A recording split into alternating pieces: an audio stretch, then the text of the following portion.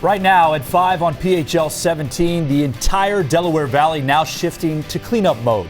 The region watched as a major highway running through Philadelphia filled with tons and tons of floodwater. We're going to have a live report from the Vine Street Expressway.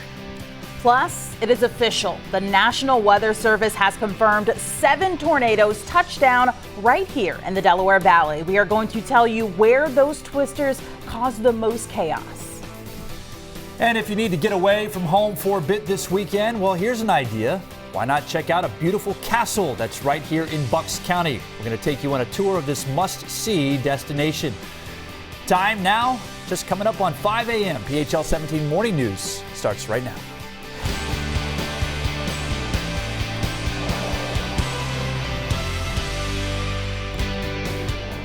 Hi everyone, it is September 3rd, 2021, and after the week we had, thankfully it is Friday. I'm Nick Foley. And I'm Amanda Van Allen. It's Friday. It is the start of Labor Day weekend, but unfortunately so many folks are going to be cleaning up after the tornadoes, floodwaters, everything that we saw over the past 24 hours. Meteorologist Monica Cryan is here. And Monica, we know the National Weather Service has finally said, yes, there were 7 tornadoes in our area. Yeah, survey teams worked really hard yesterday getting to every single spot where they had reports of tornado damage. Before we get to the tornadoes, I did want to mention very hard to do some of that cleanup. Yes, we've got nice weather out there, but it's hard to clean up when some of those rivers and creeks aren't even below the flood stage. And so that goes for the Schuylkill River in Philly near flood stage. So we're getting there. We've gone from major flooding all the way down to near flood stage, while in Montgomery County we're still looking at some of those rivers and creeks getting to minor flooding. So again, there still could be some problems on those roads. This is a look at the Schuylkill River. Yesterday it was just such an impressive scene when it reached that major flooding, getting close to the record, not necessarily reaching the record, but in recent memory, many people have never seen the Schuylkill River run the way it did. Let's take a look at the tornadoes from September 1st. And we knew Mullica Hill was going to be one of the biggest. And EF3, it has now been rated an EF3 with 150 mile-per-hour winds. But we had a lot of EF1s, EF2s that caused really a good amount of damage, including this one in Horsham, an EF2 with 130 mile-per-hour winds. And then it just follows in with a lot of reports coming in from Montgomery and Bucks County. Taking a look at your Doppler 17 radar, off to a quiet, cool start. That's the story for your Labor Day weekend. I've got to look at that full forecast coming up.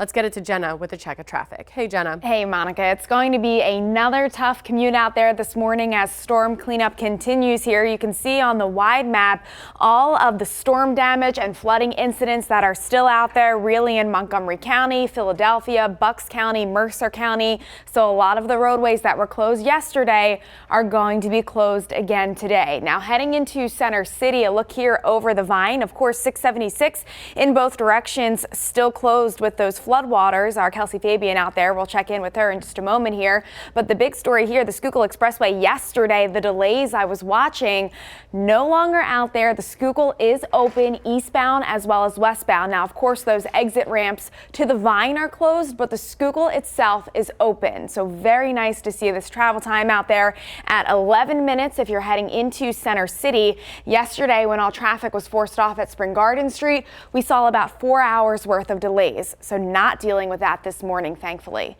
Nick, over to you. Yeah, that's a big sigh of relief. Thank you, Jenna. Well, 2 days after the remnants of Hurricane Ida moved out, the Philadelphia region still has lots to clean up. As you saw last night on Action News at 10, some roadways in low-lying areas still covered in water this morning. And one of those roadways is, of course, the Vine Street Expressway. Kelsey Fabian joins us now live from just right around that area. Hey, Kelsey. Good morning, Nick and Amanda. Yeah, we are actually on the on-ramp to the Vine Street, right at 22nd Street. So I'm going to step out of the way so you can see exactly where we are and how high the water is still this morning. Now, it is an improvement. There's still a lot of water here. Yes, that is very obvious, but it is an improvement from yesterday. Yesterday, it almost touching the signs. Actually, we do have some footage of what it looked like yesterday. I do want to show you some of those pictures so you can compare it to what we are seeing now. So you can see yesterday, it was almost touching the signs that were on the bridge.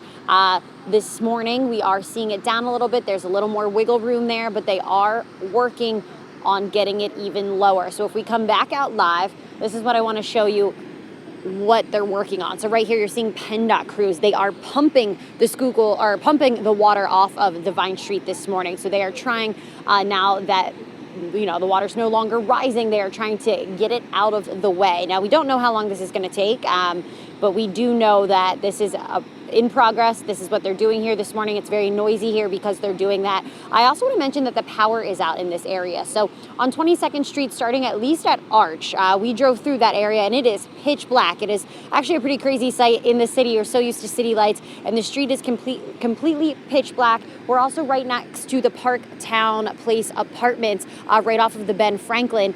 That apartment building has been evacuated. It was evacuated yesterday afternoon. Power out in that complex as well because they had severe flooding, because as you can see, it's right here where they're doing that pumping.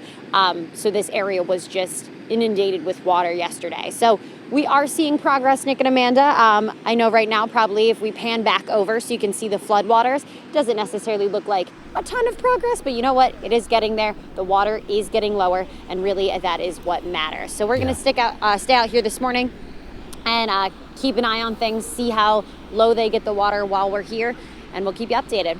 All right, a work in progress. Kelsey, Fabian, thank you so much for the update. The storm has passed more than 24 hours ago, but some folks are still in the dark. Here are the latest power outages in Pennsylvania. Montgomery County has more than 11,000 people in the dark. Philadelphia has more than 2,000 people without power this morning, and both in Bucks and Chester counties, around 1,200 people don't have power in each county. Well, the National Weather Service in Mount Holly has now confirmed 7 tornadoes touched down across the Delaware Valley. Now, the strongest of those is the one you see on your screen, which ravaged homes in Mullica Hill, New Jersey. The National Weather Service says that twister reached an EF3 rating, which Monica told us just a little bit ago, which means those winds reached speeds of as high as 150 miles per hour. It stretched for 12.6 miles over a span of just 20 minutes, so it was really moving quickly. Weather officials say that tornado was about 400 yards wide. One home was destroyed. Other homes suffered severe structural damages. A tornado has also been confirmed in Montgomery County, causing damage from Fort Washington to Horsham. That funnel ripped part of a roof off of Upper Dublin High School. You can see the damage in this image, which was circulating around social media during the storm. Those winds reached speeds of up to 130 miles per hour. And the National Weather Service also confirmed a tornado in Bristol, Bucks County. You can see what looks like part of that tunnel, that funnel cloud, I should say, in this video sent to PHL17. Now, elsewhere in Pennsylvania, tornadoes have been confirmed in Oxford, Chester County, and Buckingham Township in Bucks County. And in New Jersey, the National Weather Service confirmed tornadoes in Edgewater Park in Burlington County and in Princeton.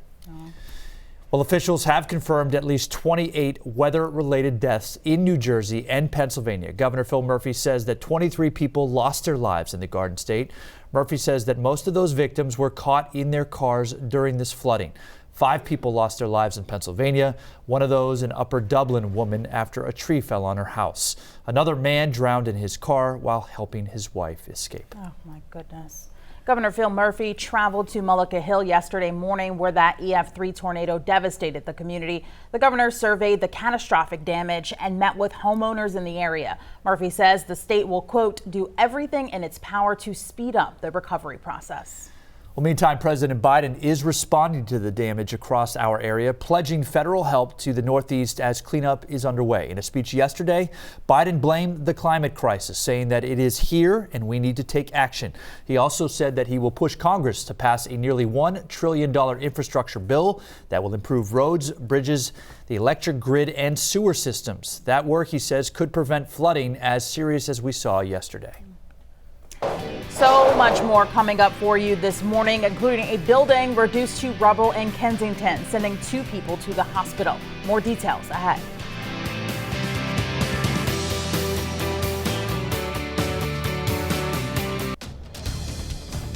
It is 5:10 now, and we have breaking news this morning. 2 people are now hospitalized after a 2-story building collapsed in Kensington. It happened in the 2200 block of North Front Street. This video you're seeing right here is from Action News at 10 here on PHL17. Both of those victims are at Temple University Hospital, but we have no word yet on their conditions. Officials are still investigating the cause of that collapse. Meteorologist Monica Cryan here with us now. Monica, so much stuff going on yesterday, and folks are just picking up the pieces this morning. Yeah, and kind of, at this point, cleaning up is going to be a little bit more difficult just because we still haven't seen a lot of these rivers and creeks go below that flood stage. So take your time. Looks like the weather will stay nice through the day today and as we head into the weekend. 56 degrees in Atlantic City, 60 degrees for those of us waking up in Philadelphia. Winds up to about 6 miles per hour. Lots of sunshine for the day today. As you can see in your satellite and radar composite, we actually, after the passage of the remnants of Ida that now continue up through parts of Canada, at this point, a high pressure system moving in behind it, and we've got a lot of sunshine expected through the day today and as we head into our Saturday for the start to our Labor Day weekend. Here's a look at your futurecast. As you can see, partly to mostly clear skies, maybe an isolated shower, but nothing to be concerned with. Still mainly most of us keeping it dry through the day today. Then we head into our Saturday, and in the morning hours, partly cloudy, but that gives way to some more sunshine later in the afternoon. Temperatures today, tomorrow, next several days will be much cooler than average. 75 degrees on Friday for your afternoon high today, and then we actually warm it up just a bit. Upper 70s, low 80s on Saturday. I'm liking that forecast. Unfortunately, it does look like for our Sunday we could see some showers. I think that's not until later in the day and then through the overnight, but hopefully clearing out in time for our Labor Day. Your actual Monday forecast, high of 82 degrees, mostly sunny skies. That nice weather continues at least through Tuesday. Some thunderstorm chances as we head into our Wednesday. I'll send it back to you. Yeah, nice turn in this weather pattern. All right, Monica, thank you very much. Coming up, Manayunk trying to dry out this morning, but now it is time for cleanup, and many residents don't know where to start. We've got a live report ahead.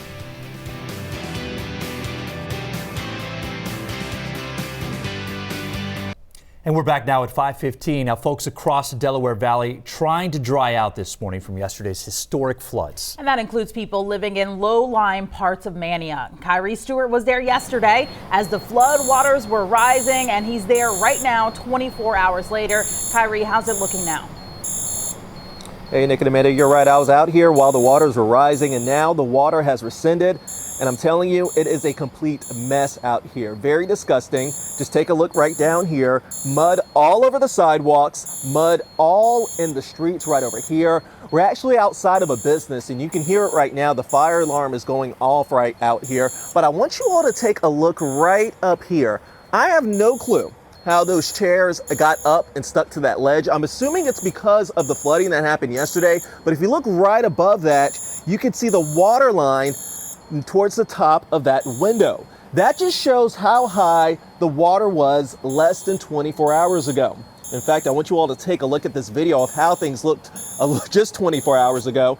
When I was out here, police told me that the water was probably as high as right around 15 feet in some areas.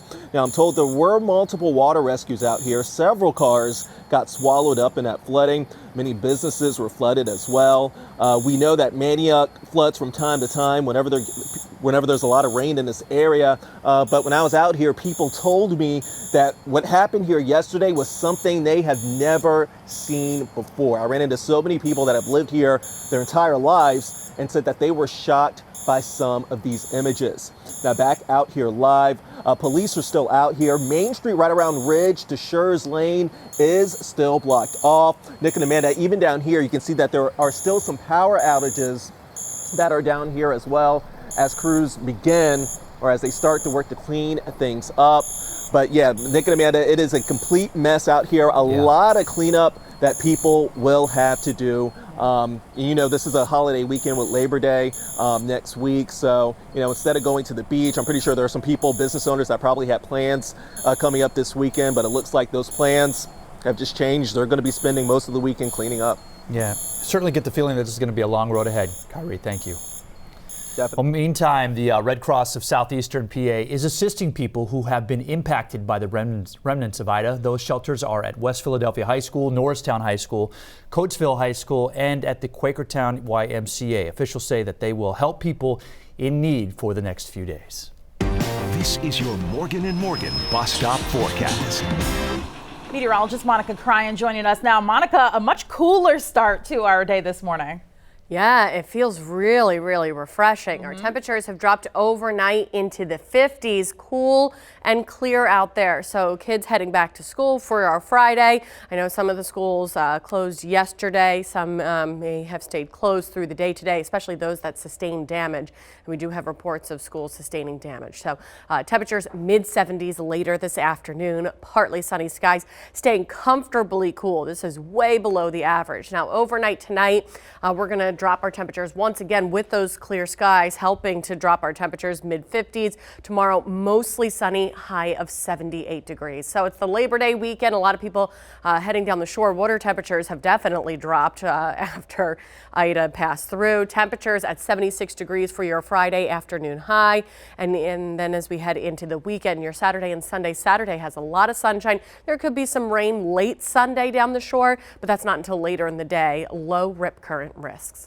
Let's get it to Jenna. She's got a check of those roadways. Hey, Jenna. Hi, Monica. Watching 95 here in Delaware County. Delaware County, one of those areas that really steered clear of a lot of that flooding. The roadway dry here as folks are working right by the Commodore Barry Bridge. You can see they're starting to pick up that construction right now as only one lane was able to get by overnight. So as you can imagine, those travel times pretty heavy heading out of Delaware, crossing the state line at 21 minutes right now from 495 towards 476. So if you live close to this and you're getting onto 95 northbound within the next 10 or so minutes, I would expect to see some of those residual delays from that construction. Now, elsewhere here into Montgomery County, 422 eastbound, reports of a crash closing that roadway between Route 100 and Hanover Street. So if you're heading out in Pottstown, that's where you'll see the closure. Again, it is eastbound. At this point, westbound is still able to get by. Not seeing much of a delay just yet. Still looks like it's pretty quiet there on 422 eastbound. So hoping they'll be able to reopen that stretch of the roadway within the next half hour. Elsewhere, look here in Chester County, the Route 30 bypass heading westbound between Reeseville Road and Route 82. The right lane there is blocked with some storm damage, and yesterday Route 82 was flooded. That is still the case this morning between Route 340 and the Route 30 bypass, so try to avoid that spot as you're heading out. And then heading here onto the Vine, of course, we've been talking about that, as you can imagine, still closed this morning, 676 at the Ben Franklin Parkway, as well as right by 18th Street. The cameras there showing that high water. Our ramps from 76 and 95 to the Vine also blocked. Nick, over to you. Hi, Jenna. Thank you. 5:20 now. Elsewhere in the country, New Orleans has reopened flights at its main airport for the first time since Hurricane Ida slammed into the Gulf Coast earlier this week. Reports yesterday said 185,000 people are still without water compared to 600,000 the day before. Now, statewide in Louisiana, 900,000 still remain without power compared to 1.1 million right after the storm hit. Much of the damage is still being assessed by those work crews. Wow. And President Biden says his administration is ready to give all the assistance that's needed for victims of Hurricane Ida. Ida hit the Gulf Coast and swept up the mid-Atlantic into the Northeast, causing tens of billions of dollars in damage. Biden said, quote, "We need to get power restored. We need to get more food, fuel, and water deployed." He is planning on visiting Louisiana later today to survey the aftermath and meet with state and local leaders. The Business Report is brought to you by McLawn Insurance. And on to those business headlines this morning. As Delta variant cases surge, Costco is now bringing back its purchase limit policy once again. Yeah, this comes as some shoppers are stocking up on certain items, quickly emptying store shelves. Production shortages have led to increased demand for toilet paper, paper towels, soap, and bottled water. Disinfectant wipes and hand sanitizer are also in high demand too. A Costco spokesperson says members are allowed up to 2 items per limited items. General Motors announced it will close 8 of its North American factories for the next 2 weeks because of the ongoing global chip shortage, 2 in which are known for making the company's top-selling Chevrolet Silverado pickup truck. The company will also cut shifts at 2 other production plants. According to reports, U.S. dealers received under 1 million new cars on their lots last month, 72% lower than the 3.58 million seen in August of 2019. And Subaru has issued a do not drive recall on over 800 of its 2021 Impreza vehicles. The affected part is the lower arm control weld on the front driver's side. The company says if it fails, the tire could hit the wheel, causing the driver to lose control. If you own a 2021 Subaru Impreza, visit NH TSA site or contact Subaru's customer service. The company again is warning owners, do not drive. Well, still ahead on this Friday morning, could there be a second season of the HBO show Mayor of Easttown? One of the actors from the show joined us in studio to spill all of those secrets and more. That's next.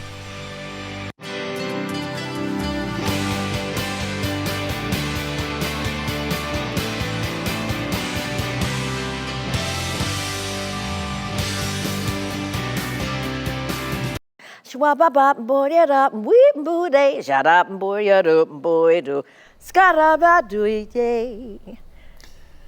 do you recognize that woman? That is Frida Payne, who is known for the 1970s hit song Band of Gold. She's going to be at the Bucks County Playhouse this weekend for the final 2 shows of her tribute to Ella Fitzgerald. She will perform several of Ella Fitzgerald's classics.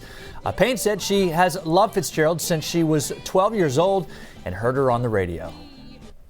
And I said, oh, I like her voice. And then, of course, as the years went by, I learned more about her life, her career, a little bit about her journey. I get to a point where I actually feel like Ella. I feel her spirit. Well, the final 2 shows of Frida Payne, a tribute to Ella Fitzgerald, are tomorrow and Sunday. Very cool. And speaking of entertainment, one of the most popular shows in 2021 was the HBO limited series Mayor of Easttown. The series follows a police detective, and it's all set right here in the Philadelphia area. We had one of the actors in that show stop by our studios. Robbie Tan plays Billy Ross in the series, the husband of the main character's best friend. Tan says he was blown away by the show's reception, especially how people here in the Delaware Valley took a liking to the show. I think that I didn't know, but Brad Inglesby, who wrote the script, has such a love for this area and cares so deeply about the people who live there and such an empathy for the people who live there. I think all the ingredients were obviously there and how it was created to be sort of a gift to the people of this, or an homage to the people of this area, for sure. Now, as for a season 2, Tan says he hasn't gotten word about it yet, but of course would be happy to see it happen. I would too. Hey, coming up in our next half hour, the floodwaters are receding in Philadelphia, but now it's time to assess the damage. We have a live report from the Vine Expressway. Keep it right here.